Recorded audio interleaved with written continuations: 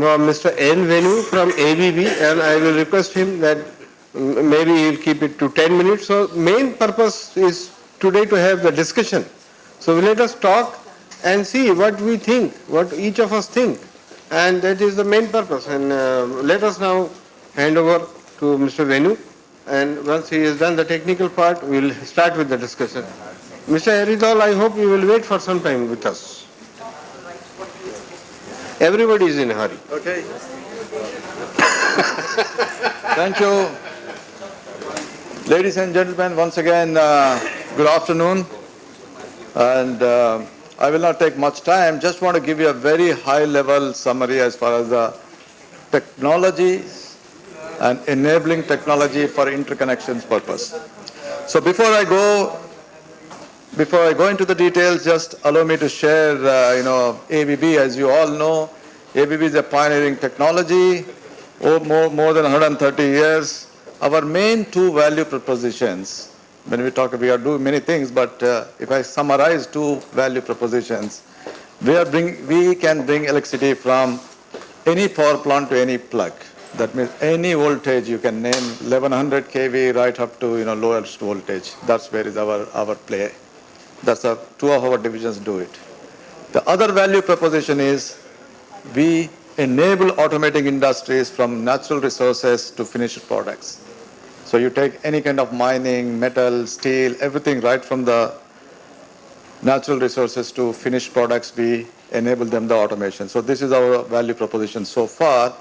But we also made an announcement in December 17 that our power grid division, which is a core of ABB, we would be having divesting from ABB, and then Hitachi is taking a majority share in the power grid division globally. So with that, let me just give you a bit of it, again talking about how the grid is evolving, and then what are the enabling technologies for interconnections, so on and so forth. I think I don't want to go into the details, paucity of time, but just want to look at the pictures on the yesterday grid and today grid. Remember, again, I can connect you in the end of the presentation. As you know, previously is a unidirectional. The power plant used to be at a pit head, long distance travel to the load centers, and unidirectional in that.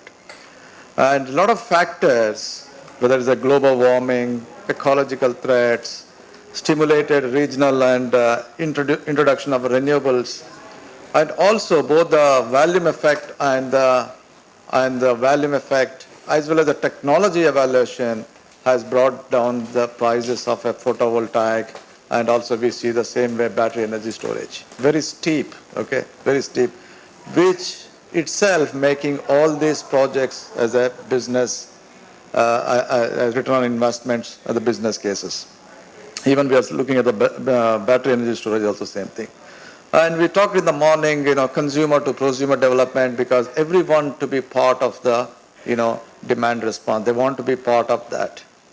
And the digitalization trend, all this thing is compounding. The change of the grid is no more a unidirectional, it is a bidirectional and a multidirectional, with several feeding points, several takeoff points, creating lots of opportunities and challenges for the planners, for the grid operators, and so on and so forth. So that's how the grid evaluation from yesterday to today.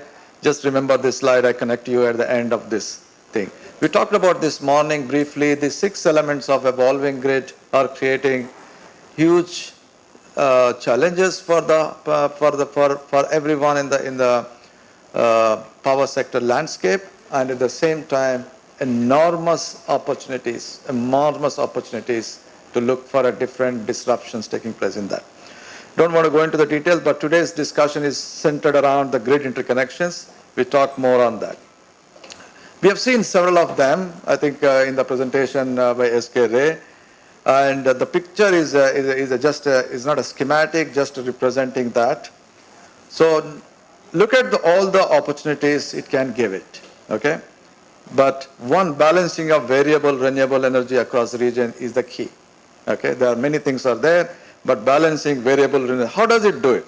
Okay, we already have several of examples on this and that. So Let me just give you one example or two examples rather. Norway, for example, high hydro, and Denmark, high wind interconnections already in place. So balancing the variable renewable energy sources already work. Already we can see that. And the second one is Ireland and UK connected links. When wind generation picks up very high levels, they export through interconnection to UK. So this is already up and running, and we can see the variable renewable is taking place, balancing of variable renewable is taking place in that. If I just give just a touch upon the examples of the technology per se, this is a conventional HVDC technology we have used. In the three examples, just see the size of the power getting transmitted, okay? One example is in world's most powerful ultra high voltage DC link, already up and running. All this all up and running. It is in China, Changji to Guan, 1100 kV DC. See the voltage level, 1100 kV DC we're talking about. 12,000 mega, 12 gigawatt in one link. 12 gigawatt in one link over a 3,000 kilometer distance. This is on the land. So, but just see the thing, how the technology can cope up these kind of scales. And the second one is in our own place in India, which is the northeast to Agra, the first multi-terminal, okay, 800 kV voltage, 800 kV DC. 6,000 megawatt, 6 gigawatt again, over 1,700 kilometers. So distance and the size of the power flow, okay, and the voltage in that. And the third one is world's first UHVDC grid, which is a pilot project in China. Project phase is over 2 years, rated up to plus minus 500 kV, 3,000 megawatt in that. The technology is evolving to cater these kind of things in that. Already available, there are several examples of that. Just give you this history and trend, this chart, how the technology evolution is taking place, okay? So you can see the rating of it, okay, but now we have the new technology coming in, voltage source converter, VSC technology compared to our earlier classic HVDC. So this has a much lower footprint, much lesser losses. You can see both the technologies, the loss is less than 1%, 0.5 to 0.6% total losses in that. Again, all are the technologies available. It's up to use it, up to implement it in the required way in that. And the second trend is on the cable. So if you can see in the 60s, we have oil-filled cables we used to use it, okay, which is lower depths. But today, if you see in the right-hand side, which is almost in the 2010 year, we're talking about 1,800 kilometers depths. 1,800 kilometer depth is already being used in the supply link. 1,800 kilometer depth already used supply link. And also see the transmitted power versus cable conductor, almost 3,000 megawatt as the size of the cable is going up, okay, either aluminum or copper. So we have now solutions, technology already installed and commissioned at 1,800 kilometer depth, 3,000 megawatt already available. I would also like to show you in the next slide the proposed thing, which is, these are a couple of things already operational. Longest subsea cable, Nornet, okay, Norway and Netherlands, 580 kilometers. And there are proposed means under implementation, what we call a Viking link in UK to Denmark, 650 kilometer. And another one is NSN link, UK to Norway, 720 kilometer. The third one, which is under implementation, is Euro-Asia link, Israel, Cyprus, Greece. Under implementation means they're just calling for the project standards and etc. And you can see the deepest subsea cable. Supply, what I talked about, is 1,600 meters already up and running. And the proposed Euro-Asia link, Israel, Cyprus, Greece, we're talking about 3,000 meters at one particular area, we're talking about 3,000 meters. So HVDC technology will further improve making long distance, deep water interconnector economically feasible. Technology wise, they're already up and running, I told you, in several places. What we need to make it ensure that these technology with a long distance, with such a deep water, how can we make these things economically feasible so that the interconnections, irrespective of the continents, irrespective of the geography, we can make it possible and take the advantages what we talked about, renewable penetration, long distance, load balancing, spinning reserves. You can name any of those things. You can just add to that and that. So the technology standpoint is already taken care of that. We need to deploy the right technology so that these projects will be really viable economically. And my friend SK Ray has asked me to just touch base on that. We just done a very, very basic simulation. Okay, very basic simulation based on the available data. Just a very high level. Okay, for do the study, it takes really months and everything. Whether it is feasible, India-Oman interconnection. Okay, we have taken a nearest sea link. Okay, nearest sea. When we looked at the Google map, so there is already 900 to 1,000 kilometers. There is a port. We need to take combination of sea and overhead to make it much more economically viable in that. So that's what we have done that. So looking at the length may vary 900 to 1,000 kilometers. But if you really look at port to port, it may be 1,300. But we need to do the combination of that. So maximum depths 3,000 to 3,500 meters. I think we already have a solution for that cable.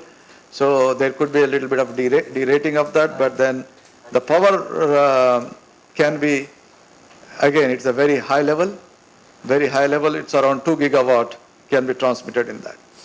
And looking at the thing, whether it is really make technology-wise, yes. We need to look at what kind of tariffs, what kind of things, and all those things. If we do a deep study, then we can conclude extensively whether yes, it is economically feasible solution, things like that in that.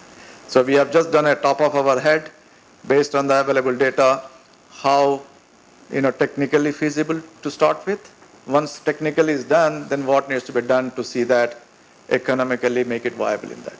So we have all the required, ABB has all the required tools and expertise available to partner with the authorities so that we make a really detailed study and analysis on that. So we can take the questions during a round table, but just to close, this is about the interconnection, but let me close again with the grid. My first slide was yesterday to today. And this is today to tomorrow. The tomorrow grid is worldwide interconnected with the regional differences, regional balances in that. Okay, whether it will happen in 5 years, whether it will happen in 10 years is a matter of debate. Technology will enable a global power trade. And that will make much more affordable. The whole idea of this is to ensure that the users or whoever is using the electricity last mile connectivity are really getting an affordable and more stable power all the time. So that's what is the thing in that. So the grid investment, so if you really want to take care of your future tomorrow's grid, one needs to invest. Every component going into the grid now need to be future ready. Every investment, whoever is doing it, and you need to be future ready. Just give an example, my last comment in that, ABB has decided that every power transformer we ship it our factory sooner will be inherently, whether customer asked or not, it will be digital enabled inside. Because you need to start investing that. And as a supplier, as a technology providers, we are also doing that in the direction of that. Because the changes are for sure, and changes are for betterment, and changes are coming faster than we really expecting, and quicker than we thought so in that. And global interconnection, and with the regional imbalances, the regional contradictions is really going to be order of the day in that. So with that, ladies and gentlemen, thank you a lot. And we at ABB, we are shaping the future of energy with the pioneering technologies as the partner of choice to our customers, esteemed customers like you, enabling a stronger, a smarter, and greener grid. Thank you.